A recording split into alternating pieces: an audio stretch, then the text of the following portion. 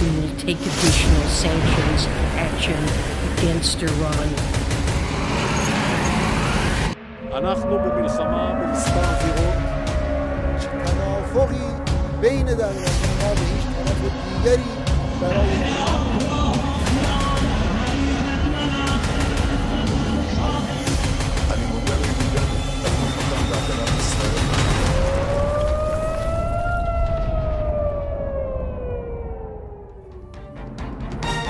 Estas son las voces y las imágenes que ya recorren el mundo. Bienvenidos. Así comenzamos este viernes una edición muy especial de Televisión Pública Noticias Internacional. Por supuesto, la situación en Medio Oriente como eje central de nuestra edición. Máxima tensión, lo decíamos allí, en Medio Oriente. Máxima tensión, Irán versus Israel. Hace una semana el ataque iraní justamente... Hacemos mención en este informe especial que ya estaremos compartiendo. Hace una semana sucedía el ataque de Irán a Israel. Hace pocas horas, esta madrugada, llegó la respuesta por parte de Israel. Así están las cosas en Medio Oriente. Los ojos están posados justamente sobre Medio Oriente. Amplia cobertura de los medios del mundo con lo que está sucediendo en este conflicto que minuto a minuto va escalando.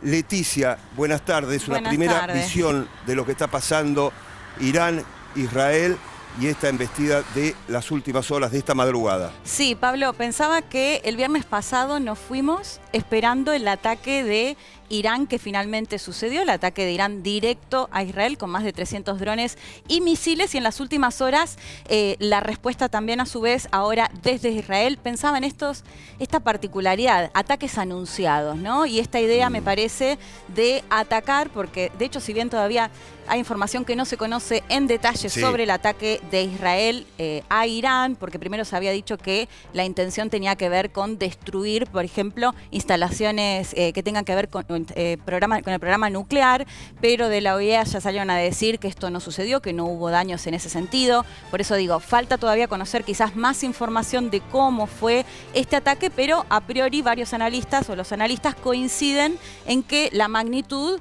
fue baja y de hecho desde Irán hasta el momento no pareciera haber una respuesta o que se espere una respuesta. Por supuesto, vamos a tener que esperar, pero me da la sensación que esta idea de ataques anunciados y a escalas que podrían haber sido incluso más altas es atacamos, pero quizás atacamos no con la intención de que finalmente esto escale. Recordemos, Pablo, que el fin de semana pasado había gente que hablaba hasta de una tercera guerra mundial, ¿no? Porque decíamos, si era directo el ataque, tanto desde Irán a Israel como desde Israel a Irán, que había sido que fue la primera vez, ahí se hablaba de la posibilidad de una guerra ya directa entre estos dos países. Ahora, después lo vamos a conversar con un especialista. Y es muy interesante este título que vos dejabas, Leticia, y justamente lo analizamos el viernes pasado, los ataques anunciados por parte de Irán y por parte de Israel. Bueno, justamente tenemos un informe especial sobre esta situación, esta crítica situación en Medio Oriente. Lo compartimos.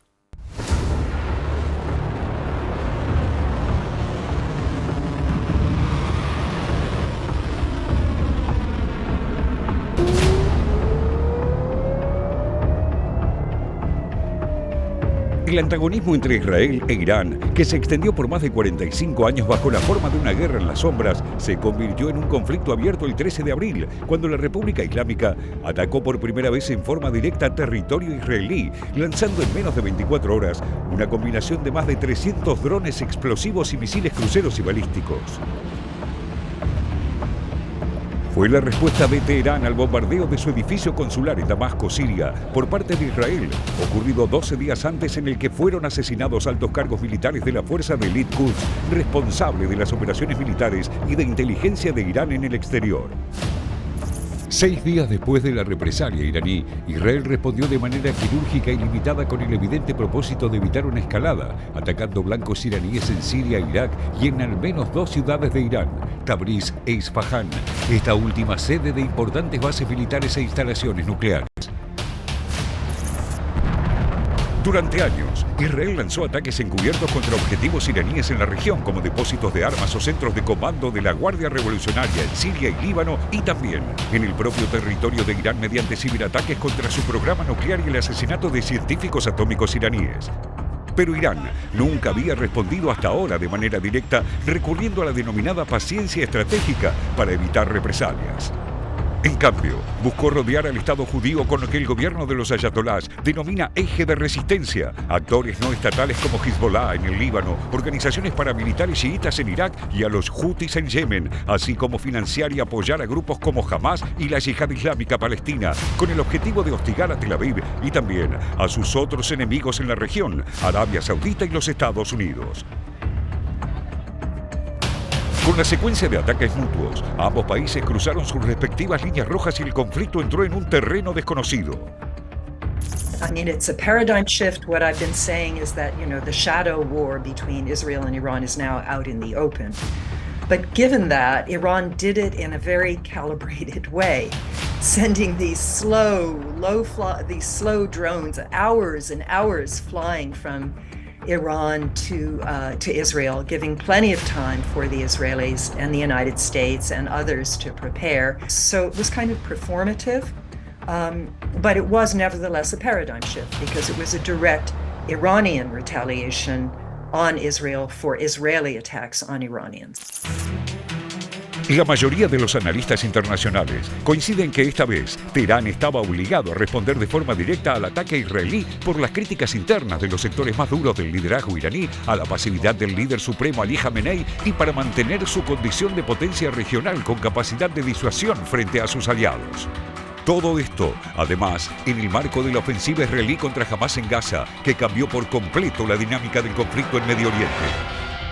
Irán buscó, sin embargo, limitar cuidadosamente los efectos de su ataque, avisando de antemano sobre la operación a través de canales con Arabia Saudita, Qatar, Turquía y los propios Estados Unidos para dar tiempo a que Israel y sus aliados pudieran prepararse.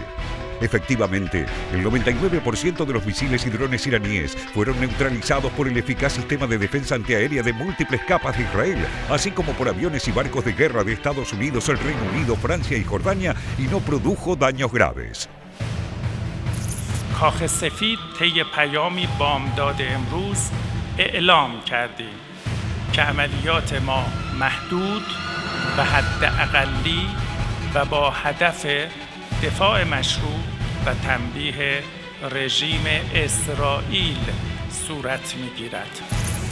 Estados Unidos, por otro lado, profundizó la línea de contención del gobierno de Benjamín Netanyahu, que ya venía implementando para limitar la ofensiva en Gaza. Al mismo tiempo que repitió el mantra de su alianza acorazada con Israel, le advirtió a Netanyahu que no acompañaría una represalia directa contra territorio iraní. Joe Biden, como antes Barack Obama, intenta evitar que Netanyahu arrastre a Estados Unidos a una guerra con Irán, que el electorado estadounidense no ve como prioridad y podría costarle al presidente estadounidense su reelección en noviembre. Well, look, I don't want to get into hypotheticals at this point. Whether or not Israel responds to Iran's attack, of course, is something for Israel to discuss and to decide. As Secretary Austin has said, both publicly and privately, we don't want to see escalation. Con la pelota en campo de Israel, el gobierno de Netanyahu se enfrenta a un dilema similar al que los iraníes tuvieron antes. Está obligado a responder para mantener su poder de disuasión, pero sabe que a partir de ahora, Irán podría hacer lo propio, creando una espiral de confrontaciones que puede desembocar rápidamente en una guerra total. מול האיום של איראן, אנחנו נבנה קואליציה אזורית ונגבה מאיראן את המחיר באופן ובזמן שנכונים לנו. והחשוב מכל, מול הרצון של אויבינו לפגוע בנו, אנחנו נתאחד ונתחזק. Tel Aviv, a pesar de su superioridad militar, con un frente ya abierto en Gaza, no podría sostener un conflicto prolongado con uno de los estados más militarizados de Medio Oriente, que cuenta con un arsenal de más de 3.000 misiles balísticos, sin el involucramiento de Washington. Por otro lado, Israel no es un estado satélite de Estados Unidos y pretende preservar la autonomía de sus decisiones. El gabinete de guerra israelí buscó enviar un mensaje inequívoco a Irán. Podemos atacarlos en cualquier parte de su área de influencia y su propio territorio, incluyendo los sitios nucleares. El principal riesgo de que el actual conflicto escale es que Irán, que cada vez resulta más opaco a los controles de la Agencia Internacional de Energía Atómica, evalúe que la única manera de enfrentar a Israel sea a través de armas nucleares, algo que ya estaría en condiciones de producir. Y esa posibilidad es algo que Israel considera una amenaza existencial que no puede permitir.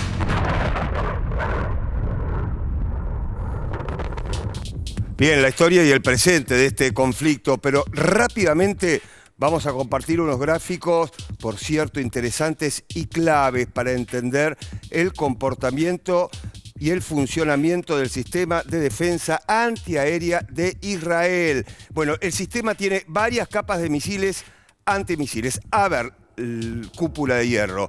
El que más se ha conocido, por supuesto, es archiconocido, pero ha trascendido en la mayoría de los medios. Desarrollo israelí, función, intercepción de cohetes de corto alcance y también proyectiles de artillería. El alcance de 20 a 70 kilómetros. Costo por misil, $150.000. Seguimos avanzando. La tercera cuestión, la onda de David. Desarrollo conjunto Israel-Estados Unidos. Función, intercepción de misiles balísticos, tácticos y también crucero de rangos medios y largos. El alcance de 40 a 300 kilómetros. Bueno, el costo sube por misil $1 millón.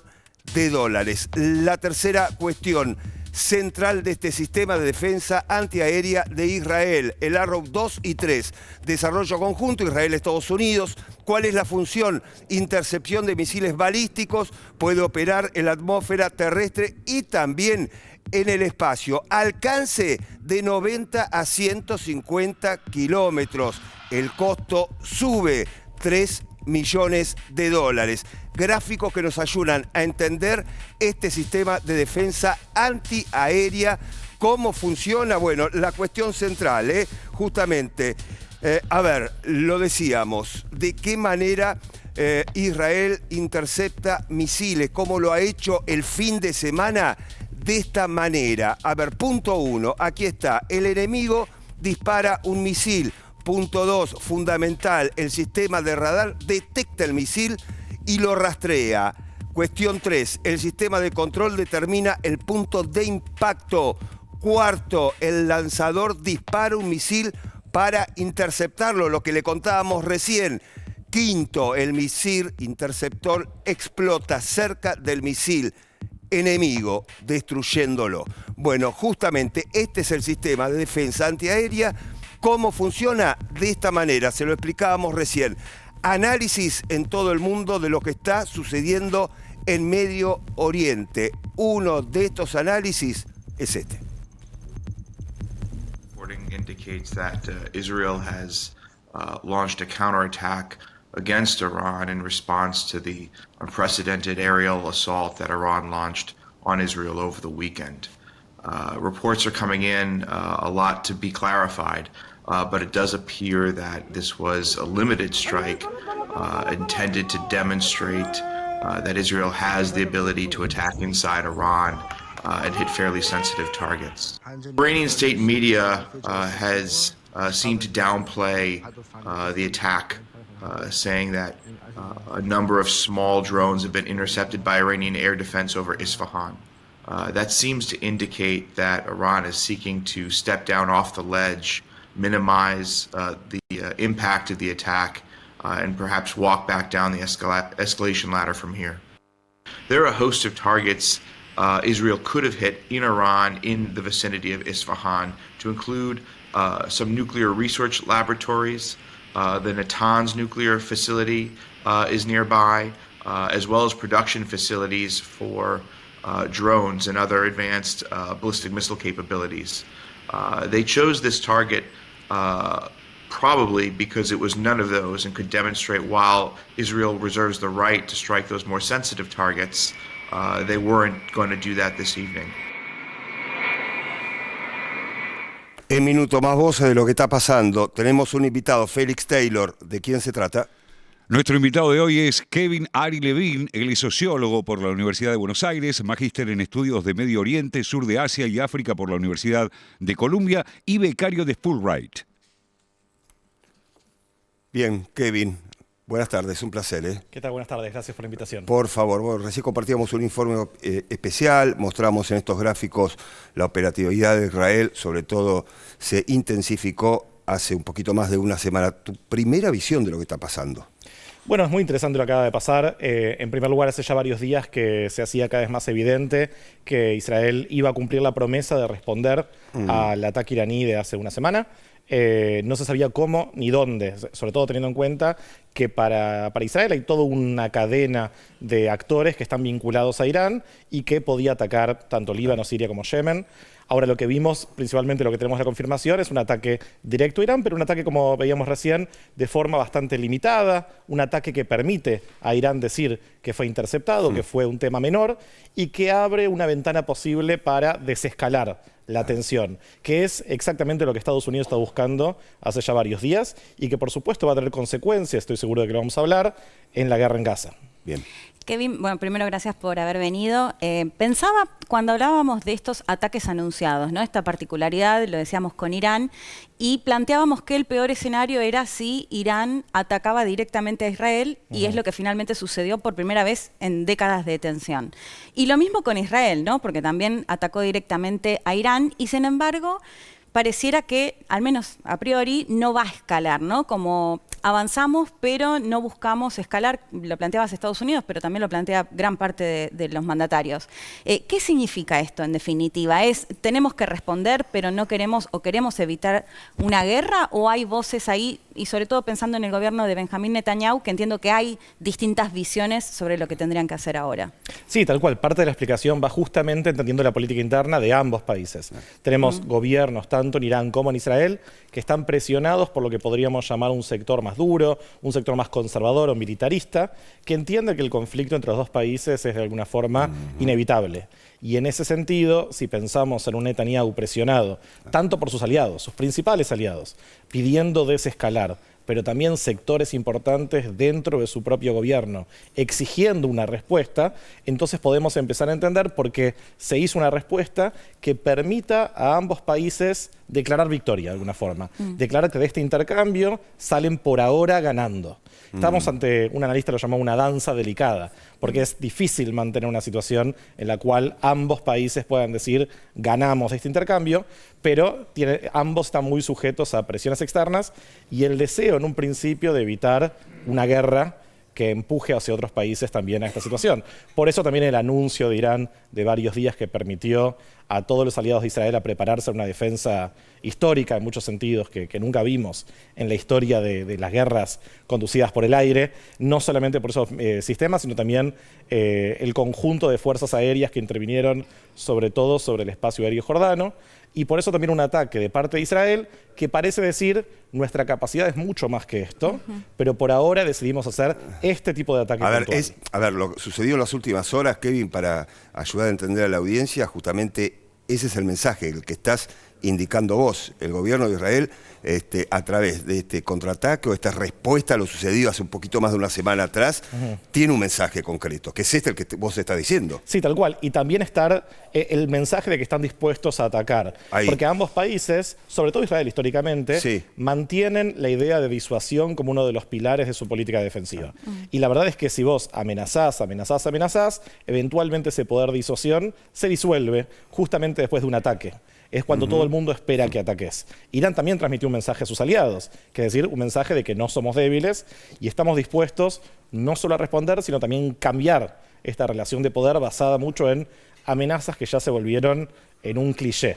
Por eso este no es el primer ataque israelí sobre el territorio iraní, no es el primer ataque israelí si contemplamos también lo que son las fuerzas aliadas de Irán a lo largo de la región de Medio Oriente, pero representa un punto mucho más cerca de la guerra que lo que tuvimos hasta ahora. Y por eso tiene sentido la alarma, pero también llega un momento en el cual hay tantos frentes abiertos de conflicto que nadie quiere generar uno entre dos potencias militares regionales. Kevin, en ese sentido, la pregunta es, después de todas estas décadas, como se dice, de guerra en las sombras, ¿no? Como lo mencionabas, los distintos operativos, tanto desde Israel como desde Irán, ¿por qué ahora?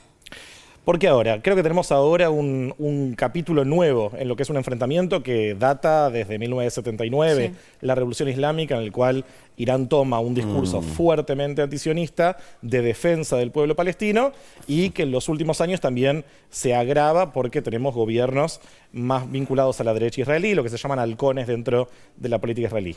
Ahora, el 7 de octubre, en esta guerra que empezó hace ya más de 6 meses, una de las primeras cosas que dijo Israel fue: detrás de esto está Irán.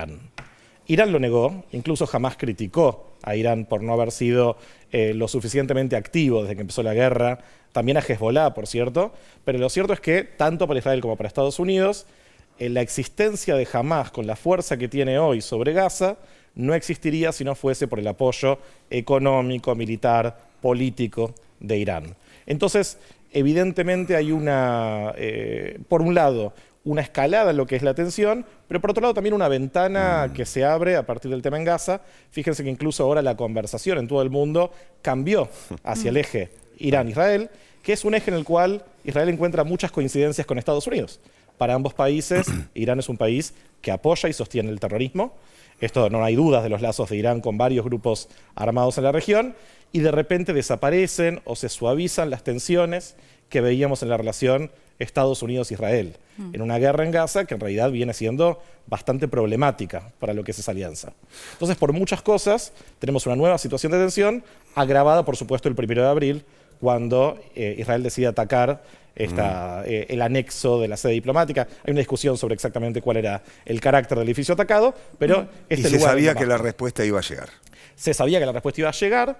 Sin embargo, todo indica que hubo cierto error de cálculo por parte de Netanyahu, que ya van varios, en no pensar que llegaba el momento de un ataque directo. Porque esto que pasó, más allá de cuánto convenga o no para el vínculo con Estados Unidos, es muy malo internamente para un Netanyahu cuya imagen pública está muy deteriorada al interior de Israel. Esto, por supuesto, no ayuda a que todo el país haya estado esperando un ataque de Irán y hayamos tenido esas horas donde todo el mundo estaba esperando a ver qué pasaba. Esto de ninguna forma contribuye a mejorar la posición de Netanyahu, que viene teniendo meses bastante complicados. Kevin, te hago dos en una, pero mencionabas la Revolución Islámica y previo a la Revolución Islámica entiendo que Irán de hecho fue uno de los primeros países en la región en tener diálogo con Israel, después por supuesto de la creación del Estado de Israel. Preguntarte en ese sentido, ¿qué pasa con Irán? ¿Qué ha pasado en el sentido de Palestina, lo que mencionabas de la causa palestina en ese contexto?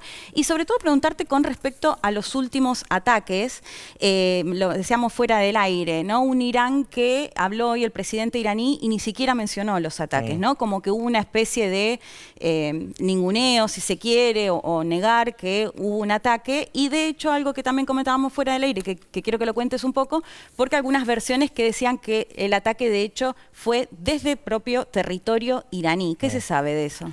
Bueno, es muy interesante todo lo que preguntás. En primer lugar, estamos ante una región donde muchas veces los conflictos se presentan como conflictos milenarios, incluso conflictos religiosos. Este no es un conflicto religioso, es un conflicto político. Pero por supuesto, la religión, sobre todo lo que tiene que ver con Irán, y la política no son áreas totalmente separadas. Del 53 al 79 hubo un periodo en el cual Irán estaba muy alineado con el mundo occidental, con Estados Unidos, y tenía, es verdad, lazos muy profundos con Israel, con vuelos entre países, lazos muy estrechos, cooperación en términos de... Exactamente, la época del Shah. La Revolución Islámica en el 79 funciona como una especie de negativo. Todo lo que el Shah hacía de repente va para el lado contrario. Y uno de los aspectos que es importante tener en cuenta es que Irán pasa a ser lo que en las relaciones internacionales llamaríamos un Estado revisionista, un Estado que cuestiona el orden regional e internacional, y un Estado que también, como toda entidad revolucionaria, busca construir poder fuera de sus fronteras, sea porque se ve amenazado o porque siente que tiene que exportar la revolución.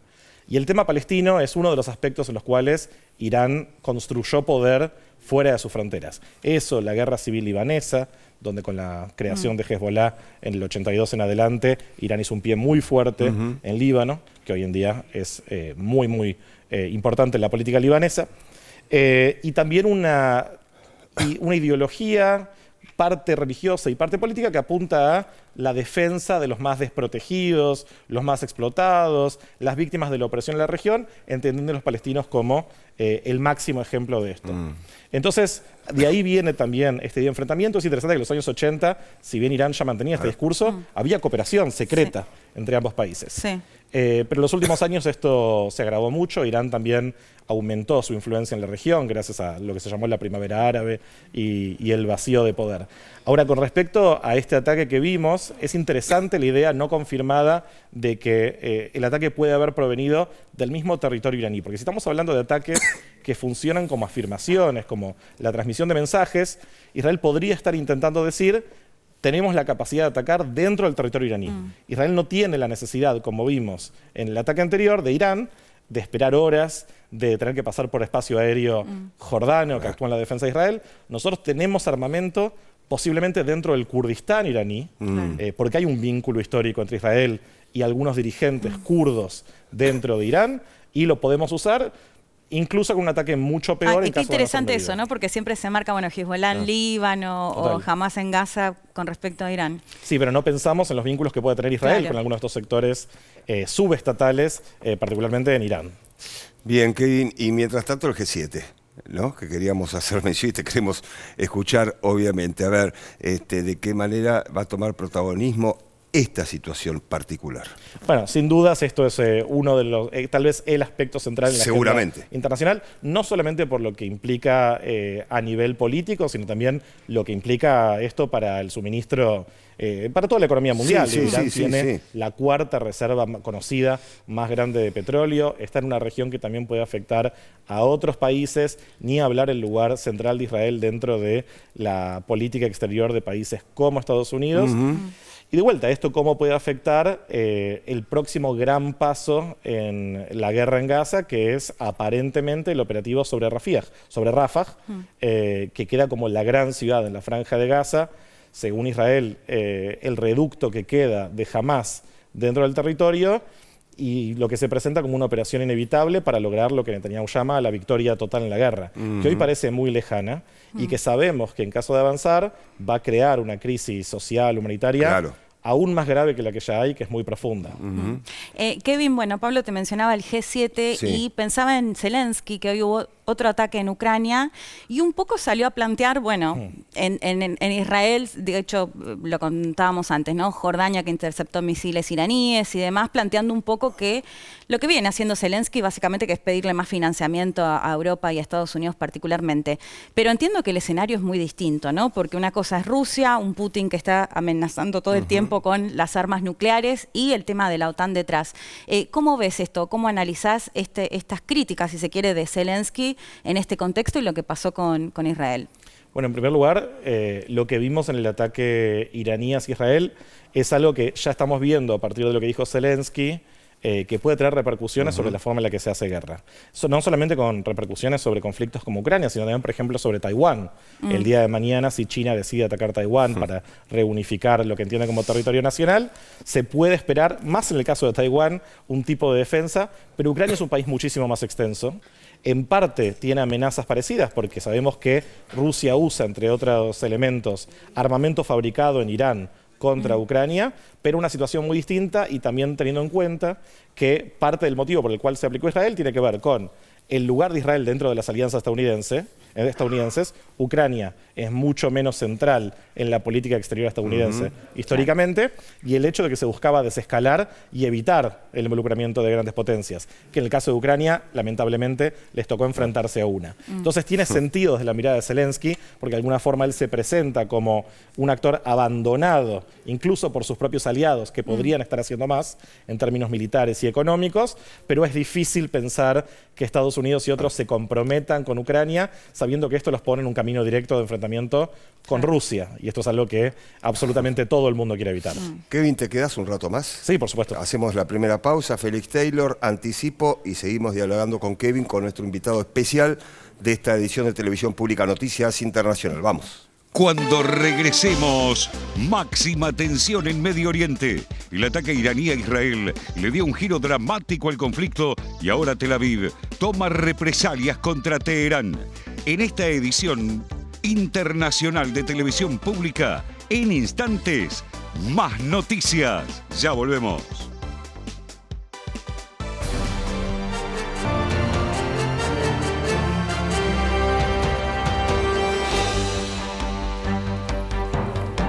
Cuando nos ocupamos ampliamente de Irán e Israel, nos metemos en la Franja de Gaza con Kevin. Bueno, mucho para hablar, Kevin. A ver, Naciones Unidas, Palestina no miembro pleno, es uno de los datos que queríamos analizar con vos, pero porque nos parece que es interesante contextualizar esta decisión de Naciones Unidas, el protagonismo de Estados Unidos justamente para esta posibilidad que solicitaba Palestina en este marco de este conflicto bélico, ¿no? Sí, y creo que responde a muchas cuestiones de lo que están pasando. En primer lugar, aprovechar ahora lo que es un creciente aislamiento de Israel dentro del orden internacional para buscar una victoria que tiene mucho de simbólico, pero que también es algo que permite a la autoridad palestina mostrar algún tipo de avance en el frente diplomático. Ante todo esto, la autoridad palestina, liderada por Mahmoud Abbas, quedó muy desdibujada ante un Hamás que tomó protagonismo, que ganó espacio en la calle palestina, sobre todo en Cisjordania, donde no gobiernan y donde no están directamente afectados por lo que está pasando en términos militares. Pero bueno, vimos una iniciativa que quedó en el cajón, porque recordemos que la dinámica de las Naciones Unidas implica la importancia de los miembros permanentes del Consejo de Seguridad, y la actitud de Estados Unidos fue: esto no es productivo, este tipo de medidas unilaterales no ayudan en nada en este contexto. Y acá yo creo que también tenemos que pensar cuáles son las condiciones que habrán sido negociadas entre Israel y Estados Unidos justamente para moderar el ataque sobre Irán. Y creo que tiene que ver en parte con este tipo de medidas diplomáticas.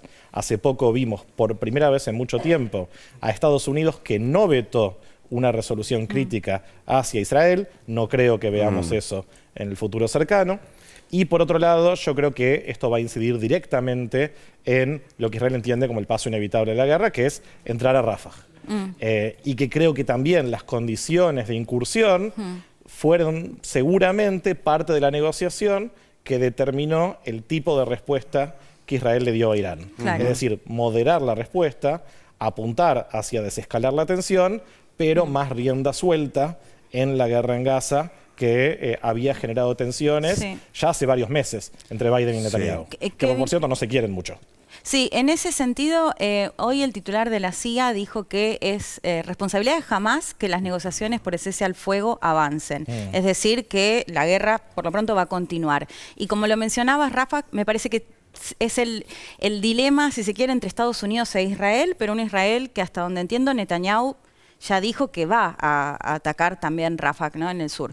¿Qué se puede esperar? ¿Cuándo puede suceder? ¿Qué se sabe en ese sentido de esta posible avanzada en esta ciudad del sur de la Franja de Gaza? Bueno, lo que respecta a las negociaciones, un buen momento para recordar, uno de los puntos centrales de esas negociaciones tiene que ver con los secuestrados, hoy en día estimados en 133 personas, que hace más de 6 meses se encuentran en la Franja de Gaza, en un estado que desconocemos. Pero también tiene que ver con la situación humanitaria en Gaza. Y ambas cuestiones son de extrema gravedad.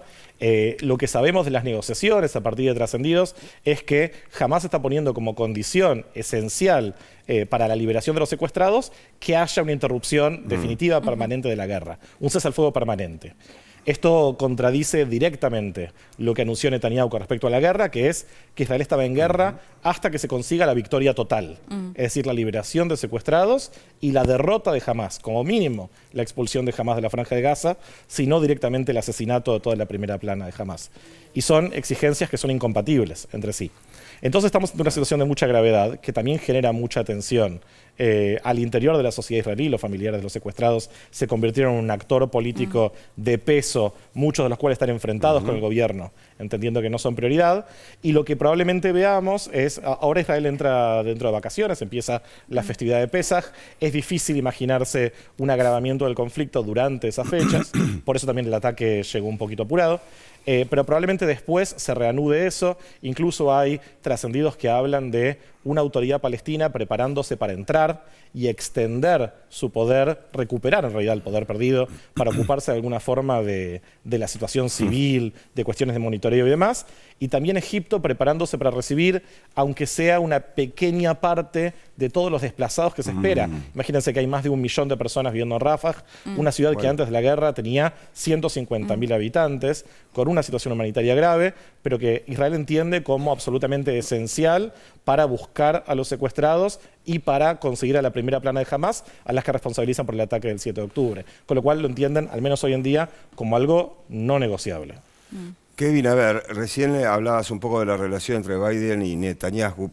¿Podrías profundizar? Sí, claro. ¿En qué momento está de esta relación entre ambos líderes? A ver. Bueno, en primer lugar, esta crisis que estamos viendo, incluso desde el 7 de octubre, tiene que ver con un abandono por parte de la comunidad internacional del rol de mediador y de presionar hacia una solución. El tema israelí-palestino hace bastante tiempo que no está dentro de la agenda internacional, haciendo que los palestinos pierdan su centralidad, incluso en la cuestión regional, y eso permitió que Israel adopte una política de administración del conflicto que, bueno, explotó el 7 de octubre con el ataque atroz de Hamas y que ahora se continúa en una guerra que parece no tener una gran estrategia. No hay un plan claro para el día después de la guerra.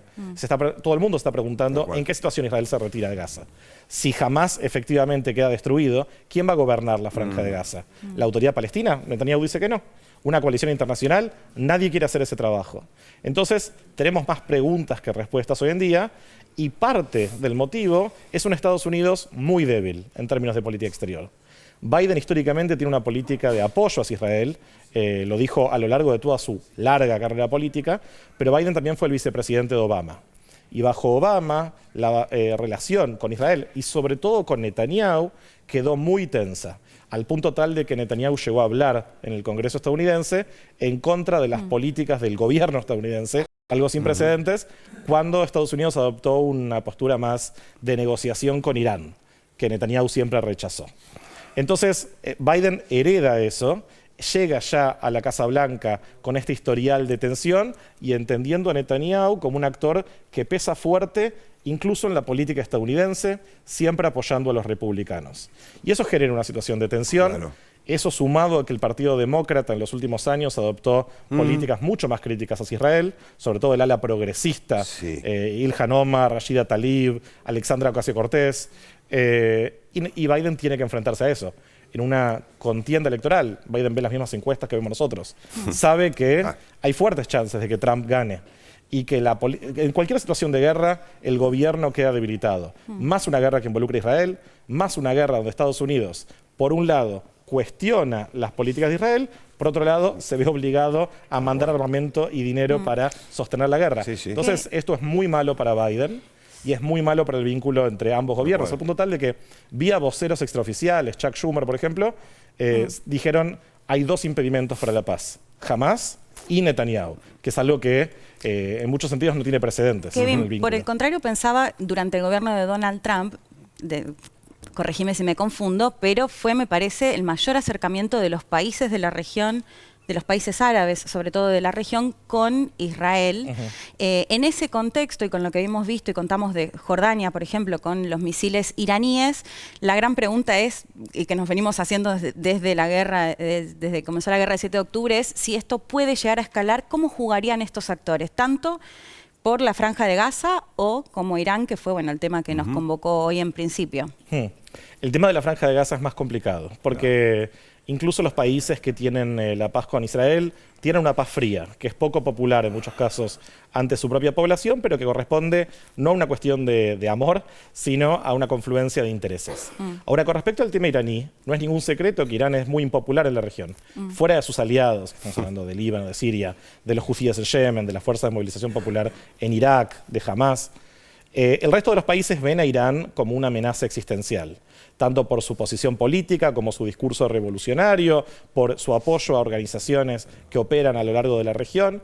Y en ese sentido, una de las cuestiones novedosas que vimos frente al ataque es Jordania formalizando este vínculo y otros países a través de liberar su espacio aéreo. No hubo participación de la Fuerza Aérea Jordana, pero sí permitió operar dentro de su territorio. Y vimos a Arabia Saudita también criticando a Irán y diciendo algo que se venía diciendo informalmente, que es la guerra que empezó el 7 de octubre paralizó el proyecto de formalización de relaciones con Arabia Saudita. Entonces lo que vemos es cómo se va cristalizando la existencia de dos bloques en la región. Uno es lo que Irán llama el eje de resistencia, que tiene una actitud crítica hacia Estados Unidos, una actitud crítica hacia Israel, que niegan el derecho de Israel a existir. Por otro lado, un bloque de países protagonizado por las monarquías sunitas del Golfo, pero también con otros actores como Jordania, y que ya no contemplan a Israel como un tabú. Al contrario, lo ven como un socio militar importante en el enfrentamiento contra Irán, en caso de que esto escale, que lo ven como un socio comercial importante el día de mañana, teniendo en cuenta que Israel tiene experiencia en áreas de la economía que muchos de estos países ven como una prioridad futuro. Por ejemplo, diversificar su economía en caso de que se terminen las reservas de petróleo o la economía mundial pierda su dependencia en ese tema. Entonces, necesitan buscar cómo diversificar. Israel tiene experiencia haciendo productivo el desierto o trabajando agricultura en espacios hostiles, y estos países hoy en día tienen casi mínima producción de alimentos propios, hablando de las monarquías en el Golfo. Entonces, estamos viendo una región que cambia, y la existencia de dos bloques podemos pensar que hace que las apuestas sean más fuertes en caso de que empiece una guerra, porque implica que un país va a ser seguido por los demás. Esta fue la dinámica de la Guerra Fría, si queremos. Por otro lado, hace que si una guerra efectivamente estalla, las consecuencias humanas, políticas, puedan ser aún más profundas en un mundo que está mirando a la región del Medio Oriente, que puede interrumpir muchísimas cosas, incluso en regiones como las nuestras, tan lejanas y pacíficas en comparación. Kevin, ha sido un placer. Gracias por haber venido a Televisión Pública Noticias Internacional. Ojalá Muchísimas se repita. gracias. Ojalá. Muchas gracias.